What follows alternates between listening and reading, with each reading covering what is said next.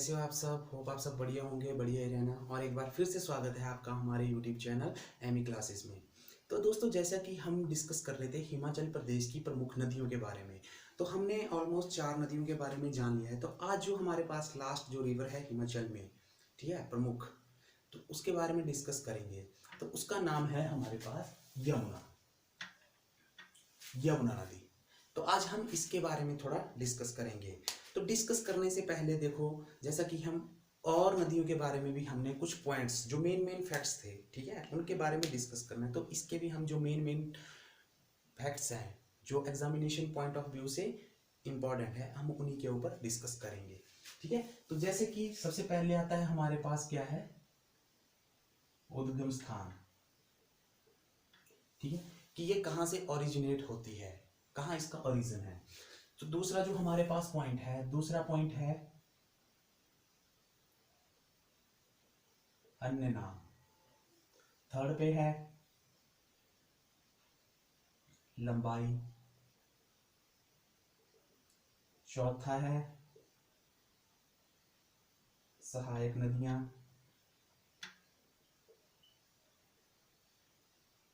पांचवा है किनारे बसे शहर, ठीक है। और छठा है जल ग्रहण क्षमता। तो ये जो पॉइंट है हमारे पास, हमने ओनली इनको डिस्कस करना है क्योंकि एग्जामिनेशन में इन्हीं पॉइंटों से पूछा जाएगा। तो ठीक है, अब हम वन बाय वन इनको डिस्कस करेंगे।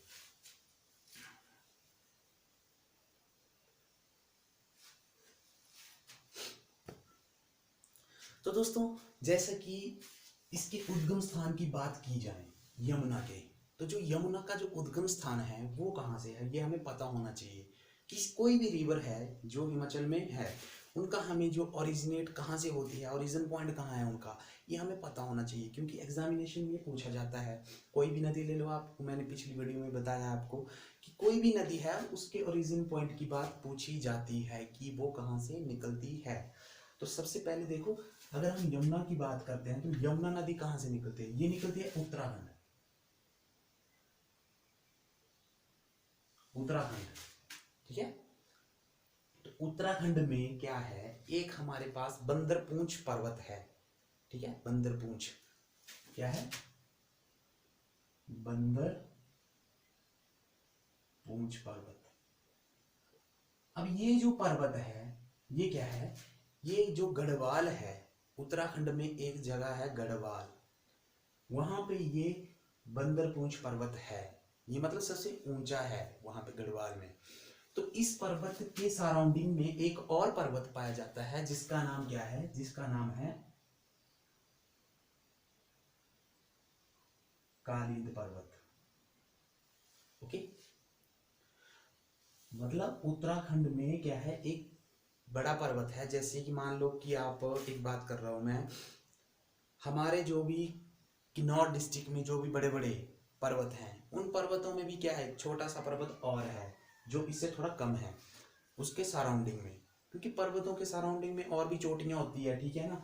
मान लो ये उत्तराखंड में सबसे पर्वत की सबसे बड़ी चोटी है बंदरपूंछ, तो उसके सराउंडिंग में भी एक और चोटी है जिसको कालिंद पर्वत के नाम से जाना जाता है। तो कालिंद पर्वत में एक यमुनोत्री, यमुनोत्री जगह है, यमुनोत्री ग्लेशियर, जहां से क्या होता है, हमारी जो यमुना है उसका उद्गम हो जाता है। तो हमारे पास जो मेनली जो उद्गम स्थान है वो कहां से है, कालिंद पर्वत और यमुनोत्री, जो कि यमुनोत्री से। तो कालिंद पर्वत से जो यमुना का है निर्माण हो जाता है। तो ये तो हो गया इसके उद्गम स्थान की बात, कहां से हुआ, कालिंद पर्वत से। कालिंद पर्वत में कहा, यमुनोत्री जगह है वहां से, ठीक। अब जो दूसरा पॉइंट आता है हमारे पास, उसका है अन्य नाम, कि इसको और किस किस नाम से जाना जाता है। तो देखो हमारे पास वैदिक नाम होता है एक, वैदिक नाम, दूसरा संस्कृत नाम।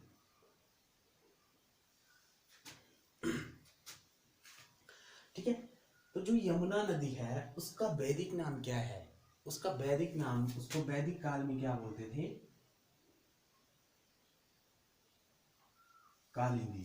ठीक है, जो वैदिक पीरियड था उसमें जो यमुना नदी को कालिंदी कहा जाता था, क्योंकि कालिंद पर्वत से निकलती थी तो इसका नाम कालिंदी था।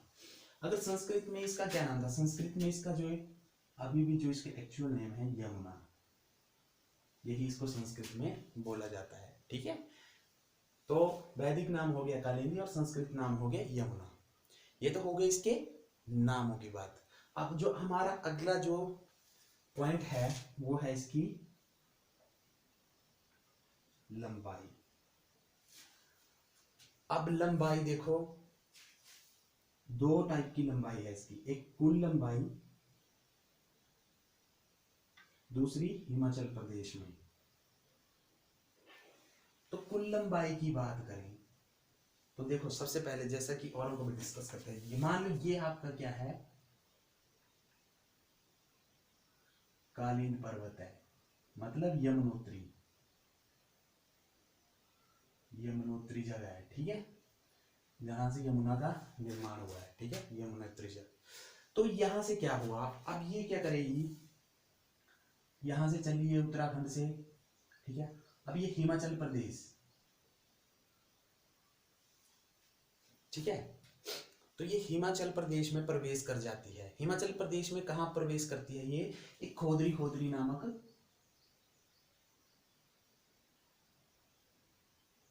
खोदरी नामक एक जगह है। एक्चुअल में इसका जो नाम है खोदरी, अच्छा, खोदरी माजरी।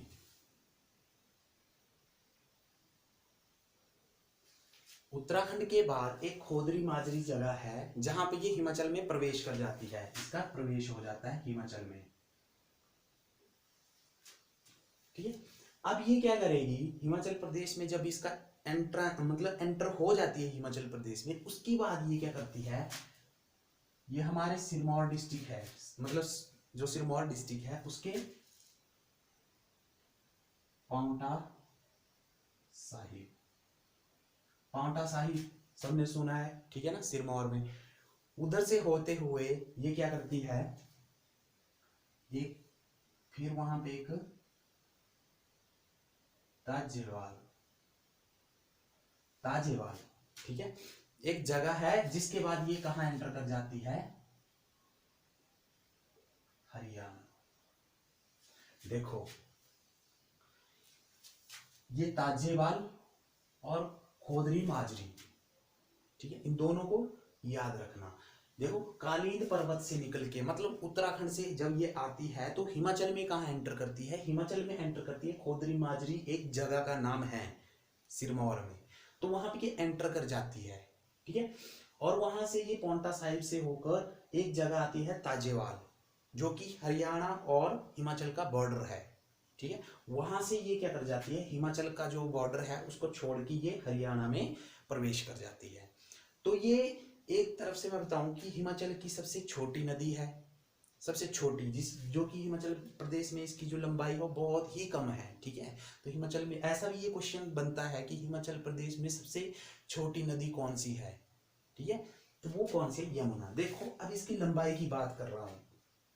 ठीक है, तो यमुनोत्री से लेके अगर मैं इसकी टोटल बात करूं, हरियाणा, हरियाणा से आगे भी ये चली जाती है। ठीक है ना, हरियाणा के आगे चली जाएगी यूपी में, यूपी में जाके ये क्या करेगी, यूपी में उत्तर प्रदेश, ठीक है ना, हरियाणा के बाद ये उत्तर प्रदेश में चली जाएगी। उत्तर प्रदेश में देखो, अब उत्तर प्रदेश में क्या होता है, गंगा भी बहती है, गंगा नदी। ठीक है ना, तो गंगा में जाके, गंगा, तो ये हरियाणा से होते हुए उत्तर प्रदेश में जाके ये गंगा में क्या कर जाती है, मिल जाती है। ये गंगा की सबसे बड़ी सहायक नदी है, ये गंगा के साथ मर्ज कर जाती है। कहाँ, उत्तर प्रदेश में एक जगह है प्रयाग, प्रयागराज, ठीक है ना, वहां पे जाके ये गंगा के साथ मर्ज कर जाती है, गंगा के साथ मिल जाती है। और ये गंगा के साथ मिलके ये क्या करती है, ये एक ऐसी नदी है जो कि कहाँ, बंगाल की खाड़ी में गिरती है, गंगा के साथ मिलके। क्योंकि जो गंगा है हमारी, ये क्या होती है, ये बंगाल की खाड़ी है जो हमारी, वहां जाके ये मतलब समुद्र में मिल जाती है। और जो हमारी और जो 4 नदियां हैं, जैसे हमारे पास सतलुज है, ब्यास है, रावी है, चिनाब है, ये क्या करती है, ये हमारे जो अरब सागर है, ये सारी क्या करती है, हमारे पाकिस्तान में जाके जो सिंधु नदी है उसके में मर्ज होके, ये चारों नदियां मर्ज होके फिर अरब सागर में गिर जाती है। तो ये तो होगी बात इसकी, ये कहाँ जाके गिरती है। तो देखो अब इसकी यहाँ प्रयागराज तक की बात करें, मतलब यमुनोत्री से लेके प्रयागराज तक, क्योंकि प्रयागराज के बाद फिर इसकी कोई मतलब ये मर्ज कर जाती है गंगा के साथ, ठीक है। तो फिर यहां से यहां तक लेके इसकी टोटल लेंथ है वो है 1525 किलोमीटर, ठीक है। लेकिन देखो जैसा कि मैंने चिनाब में भी बताया था, चिनाब में ना लंबाई की, ये जो कुल लंबाई थी इसका थोड़ा सस्पेंस था, क्योंकि वहां पे 2 लंबाइयां बताई गई थी। एक तो 1200 किलोमीटर बताई थी कुल लंबाई, एक में 976 किलोमीटर बताई थी। तो ऐसा ही सेम इसके साथ भी है। अगर तुम देखो, मैं जो बहुत सारी बुक्स देखी मैंने इसको, इस कंफ्यूजन को दूर करने के लिए, देखो जो हमारे पास पुरानी पुरानी बुक्स हैं, ठीक है, उनमें तो इसकी लंबाई 1525 किलोमीटर बताई गई है। अब जो हमारे पास नई नई बुक्स आई है, जो कि मतलब मैंने देखी है, मैंने परचेज करी है, जो नई मतलब HPGK की जो बुक्स हैं, ठीक है, उनमें इसकी लंबाई कितनी बताई है, 1376 किलोमीटर, ठीक है। अब तुम नेट पे भी देखोगे, अब नेट पे भी किसी किसी वेबसाइट पे देखो, सबसे पहले तो आपको नेट 1376 बताएगा, 1376 किलोमीटर, लेकिन कोई वेबसाइट ऐसी होगी उसमें आपको 1525 किलोमीटर ही बताया हुआ है। तो इसमें कोई कंफ्यूजन नहीं रखना, ठीक है ना। तो ऑलमोस्ट आपने ये याद रखना 1525, अगर 1376 ऑप्शन में आता है तो 1376 भी ठीक है, ठीक है। तो ये दोनों लंबाइयां इसकी ठीक है। अब बात करते हैं हिमाचल प्रदेश में। हिमाचल प्रदेश में देखो यमुनोत्री से, ये कालिंदी पर्वत से निकल के कहाँ, ताज्यवाल तक, ताज्यवाल तक इसकी कितनी लंबाई हो गई, ताज्यवाल तक इसकी, मतलब ये ऐसा समझ लो कि ये खोदरी माजरी में ये क्या करती है, एंटर। तो ये देखो हिमाचल प्रदेश की खोदरी माजरी से लेके, क्योंकि ये तो इसका प्रवेश है हिमाचल में, यहां से लेके ये ताज्यवाल तक, क्योंकि ये सारा सिरमौर डिस्ट्रिक्ट में आता है। तो सबसे कम इसकी जो लेंथ, मतलब हिमाचल में ये सबसे छोटी नदी है जिसकी टोटल लेंथ कितनी है, 22 किलोमीटर। ये ओनली 22 किलोमीटर ही हिमाचल प्रदेश में क्या करती है, फ्लो करती है, ठीक है। तो ये क्वेश्चन भी आता है, ये पूछा जाता है क्वेश्चन कि हिमाचल प्रदेश में सबसे छोटी नदी कौन सी है, ठीक है। अब देखो ना, आप इसकी लेंथ के बारे में बात करोगे, देखो मैंने बहुत सारी देखी, तो इसमें किसी ने इसकी लेंथ ही नहीं बताई है। अगर नेट की बात करते हैं तो नेट पे 22 किलोमीटर, क्योंकि सबसे छोटी है, किसी किसी बुक्स में कुछ और ही बताया हुआ है, तो ठीक है, इसमें कंफ्यूजन नहीं होता। ये 22 किलोमीटर का ही सफर तय करती है हिमाचल प्रदेश में, कहाँ से, खोदरी माजरी से लेके कहाँ, ताजेवाल तक, ठीक है, 22 किलोमीटर ओनली। अब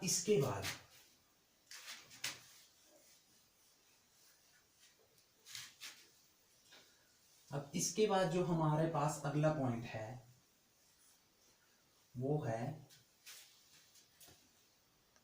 इसके बाद जो हमारा नेक्स्ट पॉइंट है, ये चौथा पॉइंट है, वो है जल ग्रहण क्षमता। अब जो यमुना नदी है उसकी जल ग्रहण करने की क्षमता कितनी है, हिमाचल प्रदेश में कितना जल ग्रहण करती है, ठीक है। तो इसकी जल ग्रहण क्षमता कितनी है टोटल, ये है 2320 स्क्वायर किलोमीटर, ठीक है। यह 2320 किलोमीटर, वर्ग किलोमीटर इसकी क्या है, जल ग्रहण की क्षमता है, ठीक है। ये तो हो गया पॉइंट हमारे पास जल ग्रहण क्षमता के बारे में। नेक्स्ट जो हमारे पास पांचवा आता है, इसकी सहायक नदियां। अब जो हमारे पास यमुना है, इसकी कौन कौन सी सहायक नदियां, ट्रिब्यूटरीज रिवर है जो कि इसमें जाके मर्ज करती है। तो सबसे पहले देखो गिरी, टॉन्स, पब्बर, ठीक है, पब्बर होगी, फिर आंध्रा,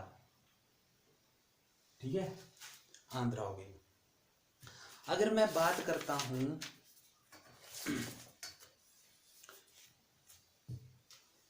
जो ये टॉन्स पब्बर की, ये देखो एक टोंस है और पब्बर है, ये तो कहां से निकलती है? पब्बर तो निकलती है हमारे कहां से, ये चंद्र नाहन झील है, ठीक है, जो कहाँ है हमारे शिमला डिस्ट्रिक्ट में है, रोडू में, रोडू से बड़े ऊपर है वो पहाड़ों में जाके, ठीक है, तो वहां से। तो आपने मेन ये इन चीजों के ऊपर नहीं आपने ये कि कहाँ कहाँ से निकलती है, ठीक है ना, इनके ऊपर आपने ध्यान नहीं देना, बस इतना पता होना चाहिए कि इसकी सहायक नदियां कौन कौन सी है, गिरी है, टोंस है, पब्बर है, आंध्रा है, ठीक है, ये हो गई इसकी सहायक नदियां। अब बात करते हैं हम, लास्ट जो हमारे पास पॉइंट है वो है इसके किनारे बसे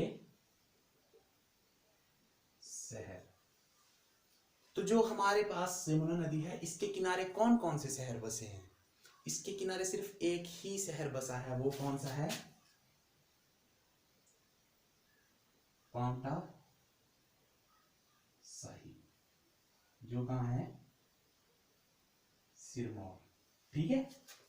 तो ये थी हमारे पास यमुना नदी के बारे में कुछ बेसिक फैक्ट्स, ठीक है ना, जो हमने डिस्कस कर लिए। तो आज हमारे पास जो हिमाचल प्रदेश की रिवर्स है, उस जो कॉन्सेप्ट हमने स्टार्ट किया था, आज उसका एंड यहीं पे हो जाता है, ठीक है। अब इसके बाद जो हम नेक्स्ट स्टेप है, जो हमारा नेक्स्ट कॉन्सेप्ट होगा, वो होगा हिमाचल प्रदेश की जो मेन मेन लेक्स हैं, ठीक है, मैन मेड है या नेचुरल लेक्स हैं, उनके बारे में डिस्कस करेंगे, और वो भी डिस्ट्रिक्ट वाइज करेंगे, जिस जिस डिस्ट्रिक्ट में जो जो लेक्स हैं उनके बारे में हम डिस्कस करेंगे, ठीक है। तो आप मिलते हैं अगली वीडियो में, धन्यवाद।